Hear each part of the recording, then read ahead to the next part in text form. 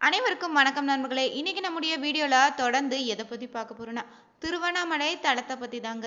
நினைத்தாலே முக்தி அளிக்கக்கூடிய இந்த தலத்துல கிரிவலம் செல்வதால் ஏற்படக்கூடிய பலன்கள் என்ன? கிரிவலத்தின் போது பார்த்தீங்கன்னா ஒரு இடத்துல அசுரனுடைய ஒலி கேட்டிருக்கு. அது என்னன்னு தெரிந்து கொள்ள இந்த ஒரு வீடியோவை கடைசி வரைக்கும் ஸ்கிப் பண்ணாம பாருங்க. மேலும் நீங்க புதியவராக இருந்தீங்கன்னா மறக்காம நம்ம சேனலை சப்ஸ்கிரைப் பண்ணிட்டு கூடவே இருக்க பெல் பட்டனை கிளிக் பண்ணிக்கோங்க. நீங்கள் தனிப்பட்ட முறையிலும் உங்கள் ஜாதகத்தை பார்ப்பதாக இருந்தீங்கன்னா ஜாதகத்தில் தெளிவான பதிவையும் பரிகாரத்தையும் பெற்றுக்கொள்ள நீங்கள் வீடியோவில் டிஸ்கிரிப்ஷனில் கொடுத்துருக்க நம்பருக்கு மறக்காமல் கால் பண்ணி தெரிஞ்சுக்கோங்க. வாங்க நண்பர்களே, வீடியோக்குள்ளே போகலாம். திருவண்ணாமலைனாலே அனைவருடைய வாழ்க்கைனால ஒரு முறையாவது சென்று தரிசிக்க வேண்டிய அற்புதமான ஒரு கோவில் தாங்க இது. ஆன்மீக பூமின்னே சொல்லலாம். திருவண்ணாமலை செல்வதற்கும் கிரிவலம் செல்வதற்கும் மட்டும் இல்லைங்க, திருவண்ணாமலைன்னு சொல்வதற்குமே பார்த்தீங்கன்னா சிந்திப்பதற்கும் கூட புண்ணிய செய்திருக்க வேண்டும்னு சொல்லுவாங்க. எத்தனை முறை சொன்னாலும் கேட்டாலுமே சலித்து போகாதுங்க திருவண்ணாமலை தலத்தினுடைய பெருமையை. அப்படிப்பட்ட திருத்தலம் பற்றி பலரும் அறியாத அனைவரும் அவசியம் தெரிந்து கொள்ள வேண்டிய சில விஷயங்கள் இருக்கு. அது என்னன்னு தெரிஞ்சுக்கோங்க. எத்தனையோ அதிசயங்களையும் அற்புதங்களையும் உள்ளடக்கியதாங்க இந்த அண்ணாமலையார் கோவில்.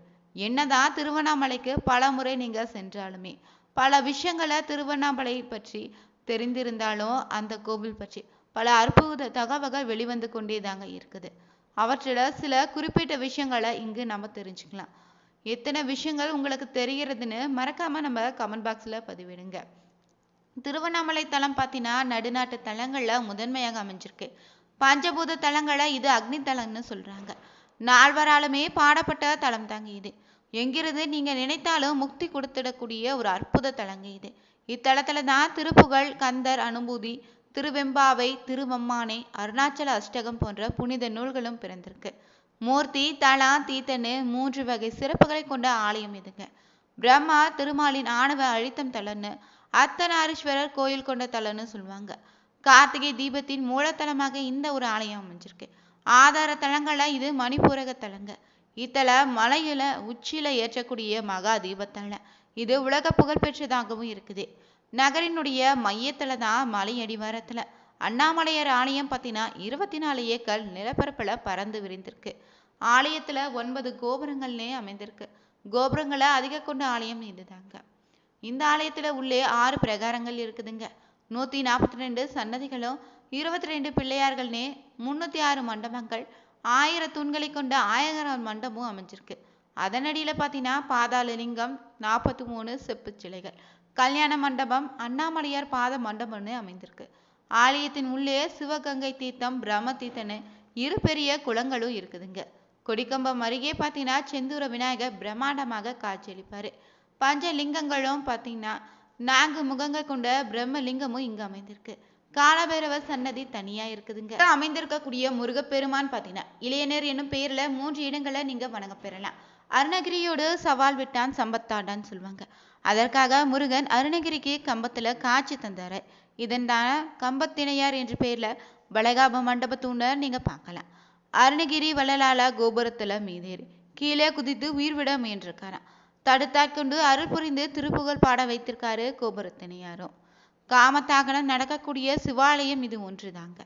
ஆடிப்புறம் திறந்து மாலை ஆலயத்தின் உள்ளே பார்த்தீங்கன்னா உண்ணாமலையம்மன் சன்னதி முன்னாடியே தீமிதி விழா நடத்தப்படுதுங்க. திருவிழா நாட்கள்ல திட்டிவாசல் வழியே உற்சவ மூர்த்திகள் பார்த்தீங்கன்னா வெளிவருவது இந்த ஆலயத்துல மட்டும்தான் சொல்லலாம். அருணகிரிக்கு விழா எடுக்கக்கூடிய ஆலயம் இதுதாங்க. இந்த ஆலயத்துல பார்த்தீங்கன்னா கிழக்கே கோபுரம், கிளி கோபுரம், தெற்கு திருமஞ்சன கோபுரம், தெற்கு கட்டை கோபுரம், மேற்கே பேய் கோபுரம்னே, மேற்கு கட்டை கோபுரம்னே, வடக்கு அம்மணி அம்மன் கோபுரம், வடக்கு கட்டை கோபுரம்னு அமைஞ்சிருக்கு. இந்த கோவில்ல சிவபெருமானே அண்ணாமலையாக காட்சி தராரு. இதை காந்தமலைன்னு சொல்லுவாங்க. காரணம் என்னன்னு பார்த்தீங்கன்னா இந்த மலையை தரிசிக்க வருவோரை மீண்டும் மீண்டும் காந்தம் போல ஈர்த்து கொண்டே இருக்குதாங்க. கிருத யுகத்துல இந்த மலை அக்னி மலையாகவும், திரேத யுகத்துல மாணிக்க மலையாகவும், துவார யுகத்துல தாமிர மலையாகவும், இந்த கலியுகத்துல கல்மலையாகவும் காட்சி அளிக்குதுங்க. மலையினுடைய உயரம் மட்டும் பார்த்தீங்கன்னா 2687 அடி உயரம் கொண்டதாக இருக்கு. மலையை ஒவ்வொரு இடத்துல நின்று பார்த்தீங்கன்னா ஒவ்வொரு வகை தரிசனமாக 27 வகை தரிசனத்தை நீங்க தரிசிக்கலாம். இது வரைக்குமே திருவண்ணாமலை தலத்தினுடைய சிறப்பு என்னன்னு தெரிஞ்சுக்கொண்டோம். தொடர்ந்து பார்த்தீங்கன்னா இந்த திருவண்ணாமலை தலத்துல அசுரனுடைய ஒளி எங்கே கேட்டதுன்னு தெரிஞ்சுக்கலாங்க. ஒரு முறை பார்த்தீங்கன்னா திருக்கைலாயத்துல ஆழ்நிலை தியானத்துல இருந்திருக்காரு சிவபெருமானும். கண்களே அன்னை பராசக்தி பார்த்தீங்கன்னா விளையாட்டாக மூடியதால இந்த பிரபஞ்சமே இருட்டாயிருக்கு. அனைத்து ஜீவராசிகளுமே துன்பத்திற்கு ஆளாக நேர்ந்திருக்குங்க. இதனால ஏற்பட்ட தோஷம் போக்க பூவுலகில காஞ்சிபுர கம்பை நதிக்கரையில அன்னை காமாட்சியாக தவம் இருந்தா. ஒரு நாள் கம்பை நதி வெள்ளத்துல தான் அமைந்த சிவலிங்கம் கரையாம இருக்க பார்த்தீங்கன்னா மார்போடு சேர்த்து அணைத்திருக்கா அன்னை காமாட்சியுமே. இதனால் அன்னையினுடைய பாவத்தை சிவபெருமான் நீக்கியிருக்காரு. ஐயனே, நீங்க எப்போதுமே என்னை பிரியாதிருக்க தங்கள் திருமேனியில எனக்கு இடம்பாக தந்தரல வேண்டுன்னு சக்தி வேண்டியிருக்கா. அதற்கு சிவபெருமான் பார்த்தீங்கன்னா அண்ணாமலை சென்று தவம் செய்யு உத்தரவிட்டாரா. அந்த உத்தரவை ஏற்றுக்கொண்ட பார்வதி தேவியும் பார்த்தீங்கன்னா அவ்வாறே உமையுமே தவம் செய்ய தொடங்கியிருக்கா. மேலும் பார்த்தீங்கன்னா கார்த்திகை மாதத்துல பௌர்ணமியும் கிருத்திகையும் சேரக்கூடிய நாள்ல மலை மீது பிரகாசமான ஒளி ஒன்று உண்டாயிருக்கு. அப்போது பார்த்தீங்கன்னா மலையை இடதுபுறமாக சுற்றிவான்னு அசுரரை ஒழித்திருக்குங்க. அதன்படி தாங்க கிருவலம் சென்ற அன்னையை அழைத்து தனது மேனியில இடப்பாகத்தை அளித்து ஆட்கொண்டிருக்காரு சிவபெருமானும். அதனால்தான் இந்த ஒரு கோவில்ல அர்த்தநாரீஸ்வரர் கோலத்துல காட்சியளிக்கிறாரு. இதையும் நினைவு கூறும் விதமாக இந்த மலையில அண்ணாமலையில மகாதீபம் ஏற்றுறாங்க. இந்த கோவில்ல பார்த்தீங்கன்னா மலையளவு பயம் சொல்லுவாங்க. நரசிம்ம இரணியனை வதம் செய்த போது அருகில் இருந்த சிறு பாலகனான பிரகலந்தனை நரசிம்மருடைய உக்கிரம் தாக்கவில்லை. காரணம் இரண்யன் மனைவி கர்ப்பமாக இருந்தபோது நாரதர் யோசனைப்படி கிரிவலம் வந்திருக்கா. அப்போது பெய்த அமுது மழை துளி மலை மீது பட்டு அவள் வயிற்றில பட்டிருக்கு.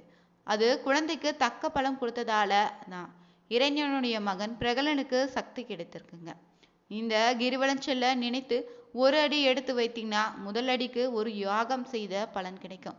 இரண்டாவது அடிக்கு பார்த்தீங்கன்னா ராஜசூய யோகம் உங்களுக்கு வந்து சேருங்க. மூன்றாவது அடிக்கு பார்த்தீங்கன்னா அனைத்து யாகங்களையும் செய்த பலன் பெறுவீங்க. திருவண்ணாமலையில உச்சரித்தாலே 5 எழுத்து 3 கோடி முறை உச்சரித்த பலனை நீங்க பெறலாம். மகாதீப தரிசனம் கண்டிங்கன்னா அவர்களுடைய 21 தலைமுறையினருக்கு புண்ணிய சேர்ந்த பலன் உங்களுக்கு கிடைத்திருங்க. கிரிவல பாதையில் உள்ள இடுக்கு பிள்ளையார் சன்னதிக்கு 3 வாயில்கள் அமைஞ்சிருக்கு. நேர்கோட்டுல இருக்காதுங்க. இதன் வழியே படுத்து நெளிந்துதான் நீங்க வளைந்து வெளிவர வேண்டும். இதனால குழந்தை பேரு கிட்டுன்னு கருப்பை கோளாறுகள் நீங்குவதாக சொல்லப்படுது. இந்த கோவில்ல மலையில கிழக்கே இந்திரலிங்கம், தென்கிழக்கே அக்னிலிங்கம், தெற்கே யமலிங்கம், தென்மேற்கே நீருதிலிங்கம், மேற்கே வருணலிங்கம், வடமேற்கே வாயுலிங்கம்னு, வடக்கே குபேரலிங்கம், வடகிழக்கே ஈசானிய லிங்கம்னு அமைந்திருக்கு. 8 லிங்க தரிசனம் செய்தீங்கன்னா உங்களுக்கு அளவில்லாத பலனை பெற முடியுங்க. திருவண்ணாமலை கிரிவல வழிபாடு பார்த்தீங்கன்னா மொத்தம் 14 கிலோமீட்டர் சுற்றளவு கொண்ட கம்பீர காட்சி தரக்கூடிய அண்ணாமலையாரை சுற்றி எக்கோண வடிவில் 8 சிவலிங்கம் அமைஞ்சிருக்கு. ஒவ்வொரு லிங்கத்திற்கு ஒரு சிறப்பம்சம் இருக்குதுங்க. அது மட்டும் இல்லைங்க, வழியில ஆதி அண்ணாமலை, நீர் அண்ணாமலை, சந்திர சூரிய லிங்கங்கள், 16 விநாயகர் கோவில், 7 முருகன் கோவில்னு, ஆதி காமாட்சி அம்மன்னு மொத்தமாக பார்த்தீங்கன்னா 99 கோவில்கள் கொண்ட தெய்வீக கிரிவல பாதையை நீங்க பார்க்கலாம். திருவண்ணாமலை கிரிவல பாதையில மேலும் பார்த்தீங்கன்னா சேஷாஸ்திரி சுவாமிகள், ரமண மகரிஷி, யோகி ராம் சூரத்குமார் ஆகியோருடைய ஆசிரமங்களும் இருக்குதுங்க. அங்கு பக்தர்கள் அவரது வசதிக்கேற்ப முன்பதிவு செய்து கொண்டு அறைகளை நீங்க தங்கலாம். இங்கு பார்த்தீங்கன்னா நிறைமாத கர்ப்பிணி ஒவ்வொரு அடி எடுத்து வைக்கும்போது தன் வயிற்றில் இருக்கக்கூடிய குழந்தையை மட்டும் நினைத்து கொண்டு தான் செல்வா. அதே போல நீங்க கிரிவல செல்லும் போது சிவபெருமானை மட்டும் மனதில் வைத்து கொண்டு அவருடைய திருப்பெயரை உச்சரித்து கொண்டே பக்தியோடு நடந்து செல்லணும். நீங்க கிரிவல பாதையில செல்லும் போது எறும்பு புற்றுகளுக்கு அன்னமிட்டாலோ இனிப்பு வாங்கி வைத்தாலோ பெரு புண்ணியம் உங்களுக்கு வந்து சேருங்க. எத்தனாயிரம் எறும்புகள் உண்கிறதோ அத்தனாயிரம் புண்ணிய பலன்கள் உங்களுக்கு கிடைத்திருங்க. நீங்க திருவண்ணாமலையில கிரிவலம் தொடங்குவதற்கு முன்னாடியே பார்த்தீங்கன்னா அண்ணாமலையார் கோவிலுக்கு அருகிலே இருக்கக்கூடிய பூத நாராயணர் தரிசித்து அவருடைய அனுமதி பெற வேண்டும். பூத நாராயணர் தாங்க இங்கு திருவண்ணாமலையினுடைய காவல் தெய்வமாக இருக்கிறாரு. அவரை வணங்கிய பின்பு வழியில இருக்கக்கூடிய இரட்டை பிள்ளையாரை தரிசிக்கணும்.